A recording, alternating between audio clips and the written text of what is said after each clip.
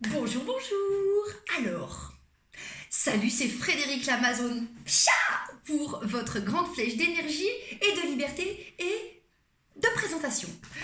Bon, je respire, je reviens dans mon centre.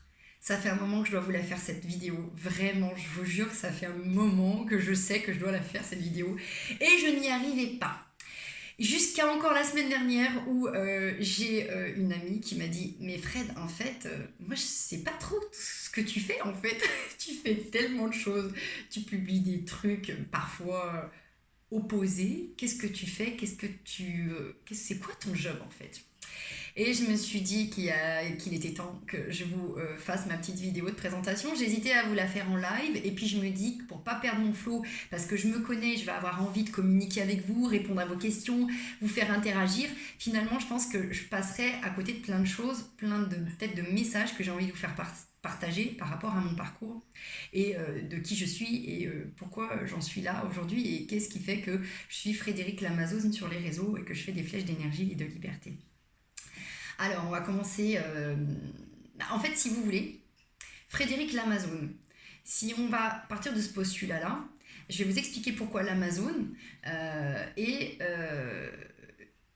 alors, l'Amazon, vous savez ce que c'est une Amazon? Une Amazon, c'est une femme guerrière. Et en fait, j'ai longtemps cru que j'étais une femme guerrière. J'ai longtemps cru que j'étais une femme super courageuse, avec plein de puissance, plein de courage, que tout était possible, que j'avais une force, une puissance en moi, etc. L'histoire de Frédéric l'Amazon, elle a un historique, bien évidemment. L'Amazon, pourquoi?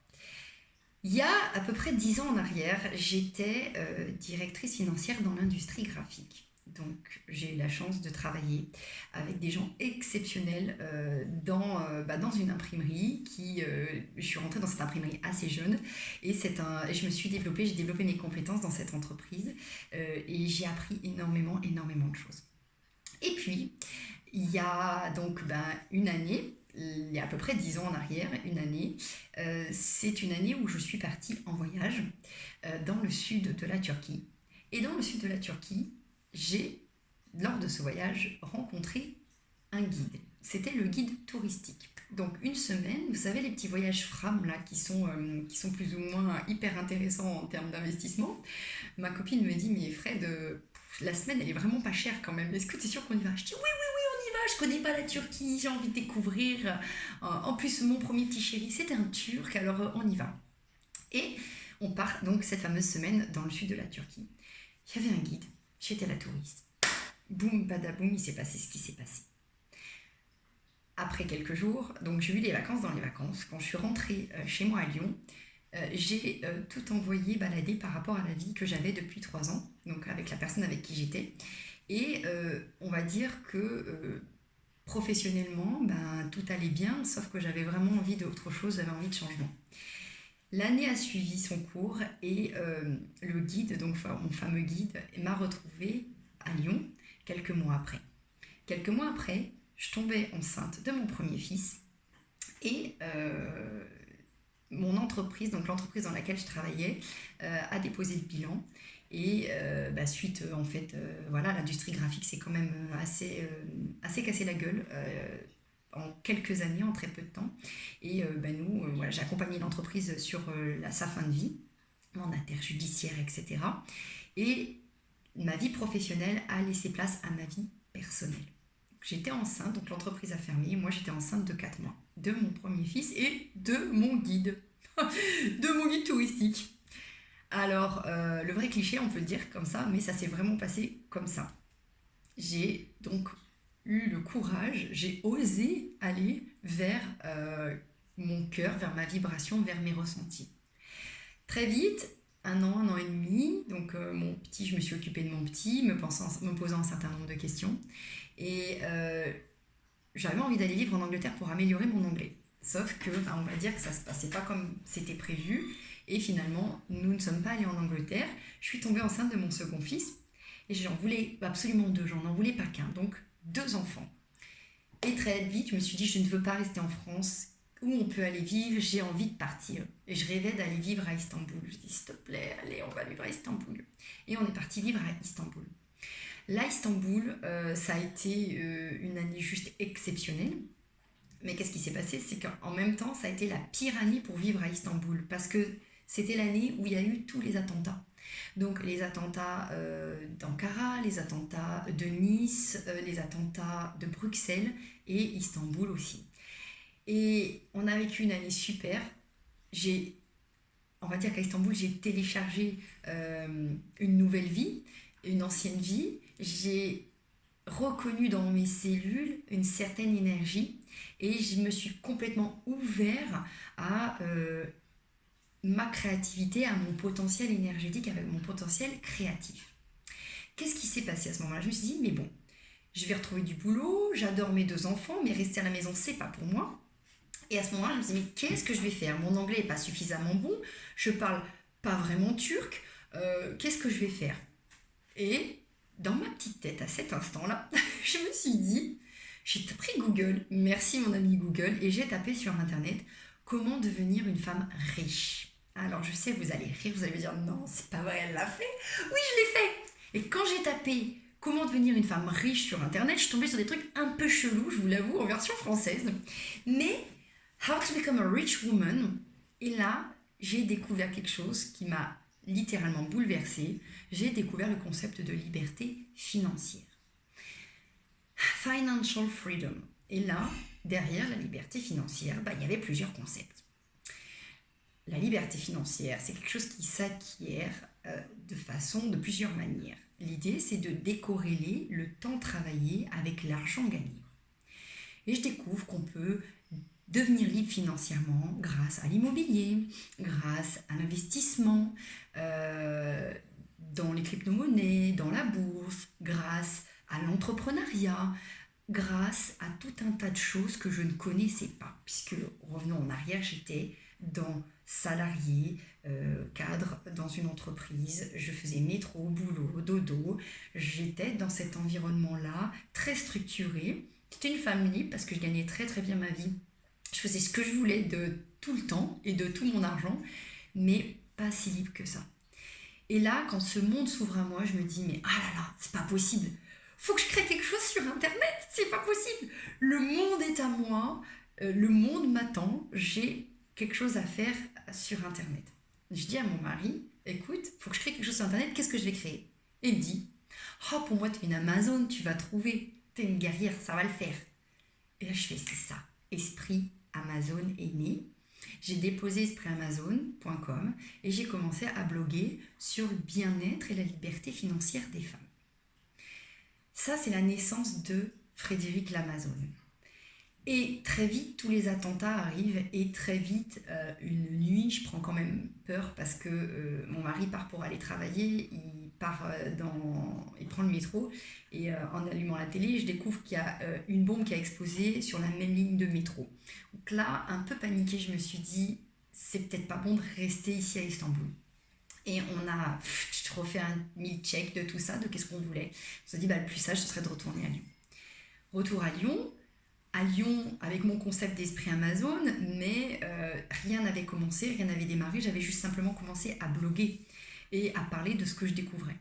Donc, Lyon, je retourne travailler dans une entreprise d'expertise comptable, et puis là, je vois bien qu'en fait, c'est pas fait pour moi, parce que j'ai eu un éveil tellement spectaculaire en étant à Istanbul que je pouvais pas refaire marche arrière. Et je me suis rendu compte que j'avais évolué dans ma conscience, que j'avais mis à plat mes valeurs, qu'est-ce qui était important pour moi. Entre-temps, il y avait eu aussi 2 grossesses, j'étais devenue maman. Donc bien évidemment, Frédéric avant dans la comptabilité, gestion, la finance, et Frédéric après Istanbul, après avoir découvert un autre monde, Frédéric n'est plus la même. Et j'ai essayé de repartir dans ce système-là. C'est impossible pour moi.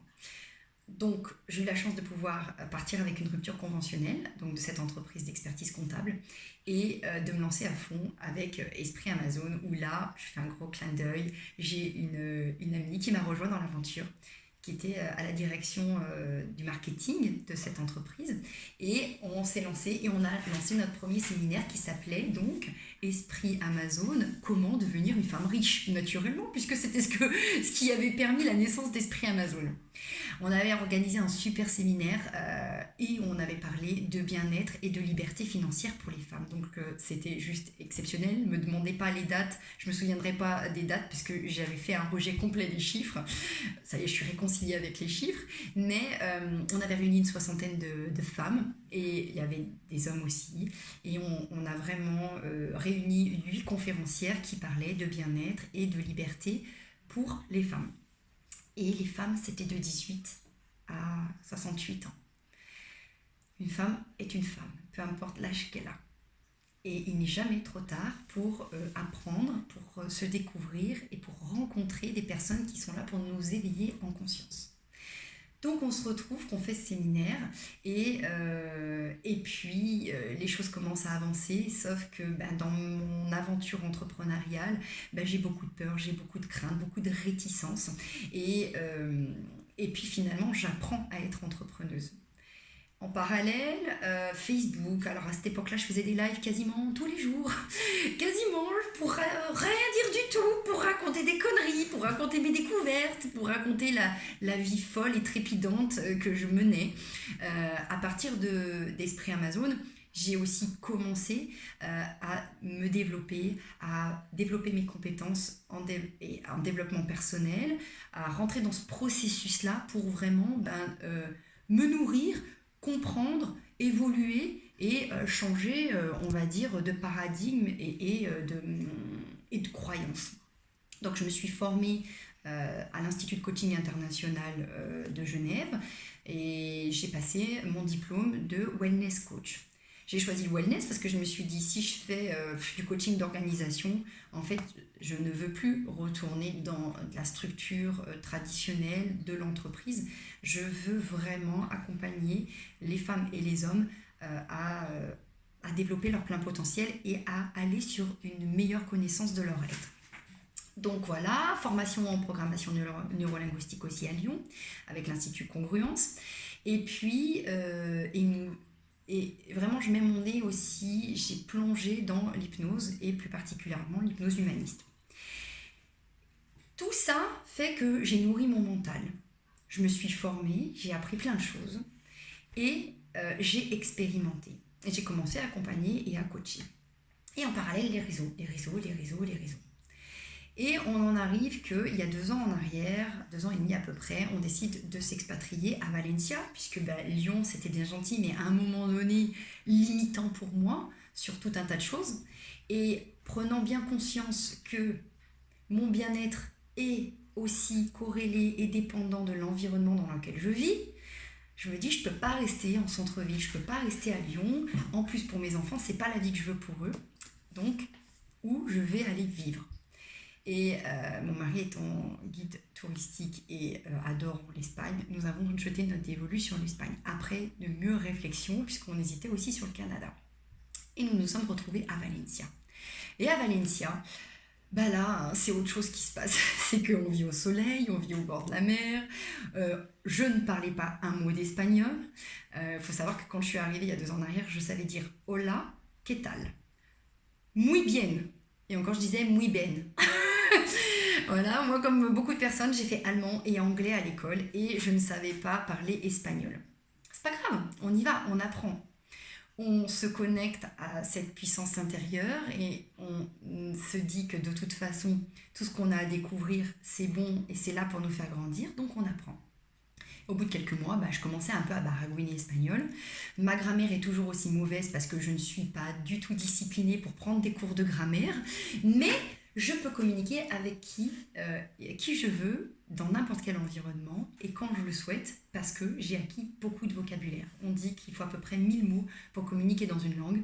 Donc aujourd'hui, je suis capable de communiquer en espagnol parfaitement, en anglais, un petit peu en allemand, un petit peu en turc. Voilà, parce qu'avec 1000 mots, on se débrouille. Et que de toute façon, les gens sont toujours là pour être à l'écoute et dans la bienveillance à partir du moment où on souhaite rentrer en communication avec quelqu'un.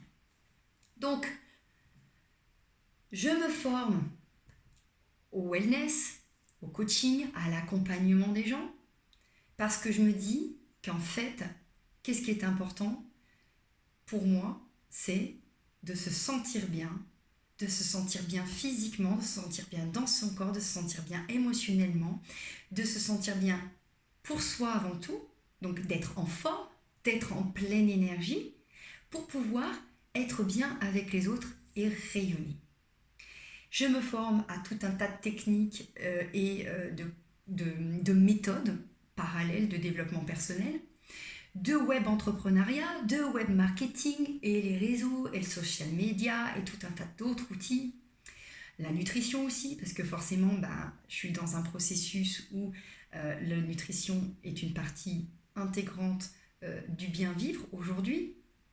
Microbiote oblige, et on sait que c'est notre premier cerveau aujourd'hui, c'est notre premier cerveau. Donc, je balaye tout un tas de choses et je nourris mon mental. Et puis, arrive l'année dernière. Alors, mon arrivée en Espagne m'a permis de lâcher prise, m'a permis de me connecter à quelque chose de plus grand et à un outil particulier qui s'appelle la pleine conscience. Et là, c'est pas rien.